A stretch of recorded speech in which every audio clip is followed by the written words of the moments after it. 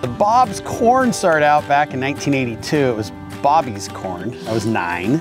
My dad planted a little strip of sweet corn and said, "You're gonna sell sweet corn down on the road." I'm like, okay, if it got me out of showing cows at the fair, perfect.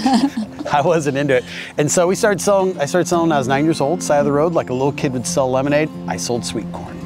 And it is just naturally grown, and 41 years later, here we are. Wow. So how's your experience been with the install? How's our your team is hilarious, for starters. Your guys, when they first started going in, and by the way, it's not like there was 1 or 2 in this project. There's 5 of them. There's 5 guys in there. A lot of windows to replace. Getting it, I was like, okay, they are moving through here quickly. But all the packaging, all the plastic and all that, and I was looking at it, I was like, oh boy, my dumpster is gonna get full pretty quick. At the end of the day, I'm like, nothing went in my dumpster. There's nothing on the ground. They picked up everything. It was spotless. Like, you didn't even know they were here. Oh, I love that was awesome. That. Yeah. That was awesome. Oh, that's amazing. Yeah.